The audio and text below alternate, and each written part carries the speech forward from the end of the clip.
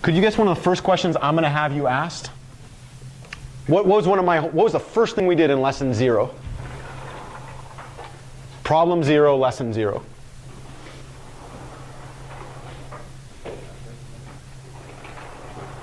What is problem 0 in this class? Real world. Real world meeting. Well, yeah, so that, the make money, in that case, I should never be in this room, right? I shouldn't be in this room. I shouldn't be in front of you because I'm not here for money, right? I mean, I'm here, I certainly need to pay my bills, but that's not, yeah, right? So I would kind of push back against that capitalist approach, right? But I do agree, like, sustain yourself. But underneath that, though, if you think about it from the theoretical perspective, what was problem 0? Modeling. Modeling. How did, in my class, I defined modeling. It took me a few years to make this definition in that one sentence. Do you remember what I defined a real-world problem to be? A problem that you can measure data to... Problem that you can measure data. It's science, right? Like, you actually physically measure things, and then you quantify those measurements as a set of data, and then you analyze that data to come up with some observation about the world around you. Could you guess what one of the first questions I want you to be able to answer about this problem? How does this thing right here, what am I about to ask you? What are some real world applications? You ever heard of Newton's second law? You heard of the acceleration due to gravity? You know what I hear when I hear that? Linear systems problem. Here's the linear systems problem. I don't know, Peter, can I throw this at you? Okay, I want you to tell me when this thing goes. I'm going to throw it to Peter, and then everybody else kind of go away because you're not sure if a mathematician can throw.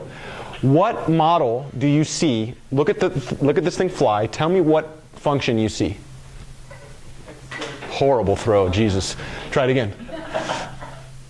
What did you see? Parabola, right? Okay, so we're going to build a linear systems problem. So note, when stuff falls, we see quadratic information, behavior.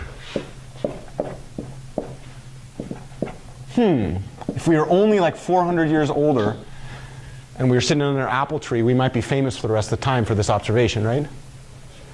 Can you please tell me what the standard format of a quadratic function might be? Yeah, x squared is the least interesting quadratic function ever to exist, right?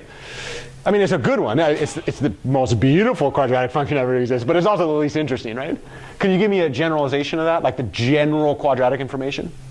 ax squared plus bx. Yeah, and why don't we, instead of saying x, why don't we call it t? Why would we call it t? Yeah, because there's a time component. So a naught plus a1 t plus a2 t squared. And then what I'd really like to do is I'd like to think about this. a1 is actually times the function 1, right?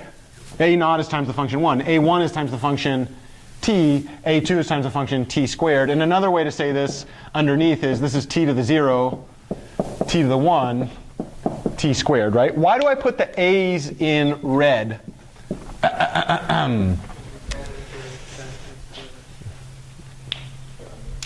Yeah, like if I just do this, right?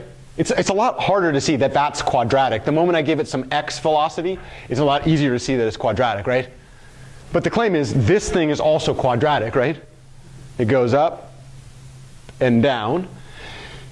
So the model that we're going to look at actually comes from analyzing a particular situation. So in order to generate information, can you guess what I need to do? So here's now an experiment that Newton did, but he didn't do it with eraser board pens. He did it with an apple, right? So what did he do?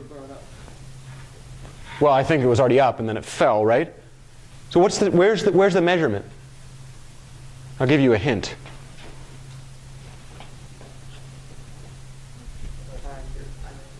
Okay, time and distance, right?